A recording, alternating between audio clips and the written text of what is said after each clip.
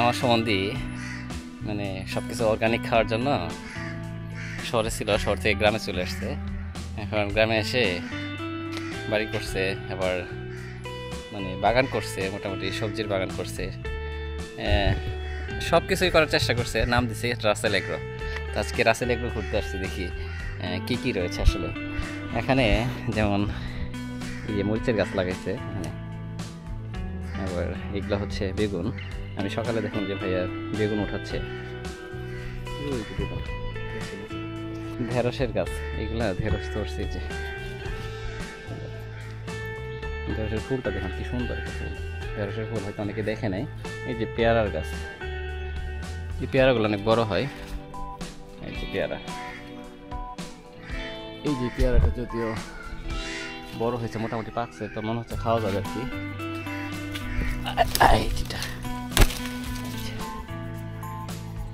এই যে হাঁসগুলো যে দেখতেছি, এগুলো সব ভাইয়ার হাঁস।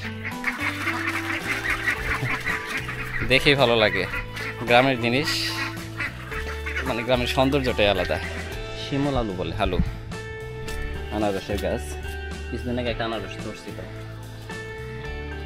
এই যে বেগুনে বেগুন ধরছে, এই যে বেগুন।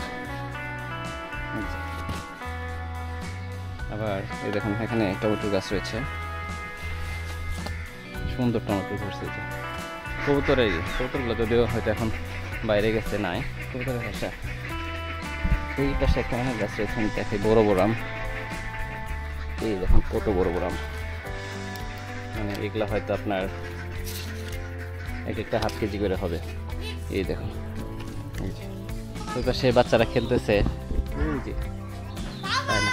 এই যে ওরা নানুর বাড়িতে এসে খুবই মজা পায়। একটু এই জন্য ছুটি পাইলেই হয়তো গ্রামে আসার চেষ্টা করি।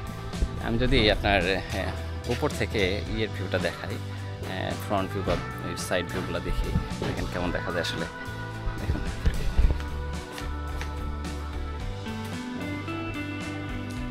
এটা হচ্ছে লিচু বাগান। আপনার লিচু সিজনে মানে এখান থেকেই লিচু খাওয়া যায় আর কি, ছিঁড়ে খাওয়া যায়। যদি শেষ হয়ে গেছে, আমি লিচুর সিজনে আসতে পারি নাই, মানে বাচ্চাদের ছুটি ছিল না, সেজন্য আসা হয়নি। এখানে লিচু ধরছিল, এই গাছটাতে প্রচুর লিচু ধরছিল, কিন্তু এখন লিচু নেই।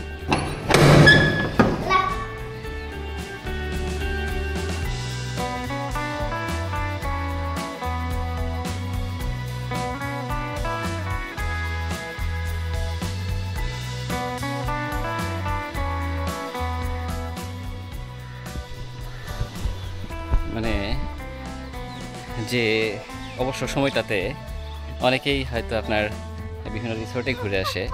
এই যে আমরা চেষ্টা করি রিসোর্টে না গিয়ে গ্রামে আসার জন্য। সবারই উচিত আসলে গ্রামে আসা। তাহলে গ্রামে আসলেই আপনার রিসোর্টে যাওয়ার প্রয়োজন নেই। আশেপাশে যে ভিউগুলো আসে, মানে আশেপাশে পরিবেশটা রিসোর্টের চেয়েও ভালো লাগে আর কি। দেখা যাচ্ছে যে পাশেই ক্ষেত, আপনার অনেকে কাজ করতেছে, কেউ গরু বেঁচে দিছে, গরু চড়াচ্ছে। সব এখান থেকে মানে গ্রামের সৌন্দর্যটা বোঝা যায়। ওই যে এখন দেখেন আম পেকে আছে, ওই যে। এখন আমরা আম খাবো, চলো নিচে যাবো, চলো আম খাবো।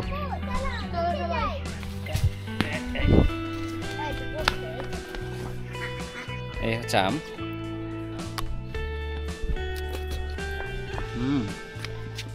ঢাকাতে আম কিনে খাওয়া এবং গ্রামে বসে গাছ থেকে পেরে আম খাওয়ার মধ্যে অনেক পার্থক্য রয়েছে। যে পাশে রয়েছে হাঁসের খামার।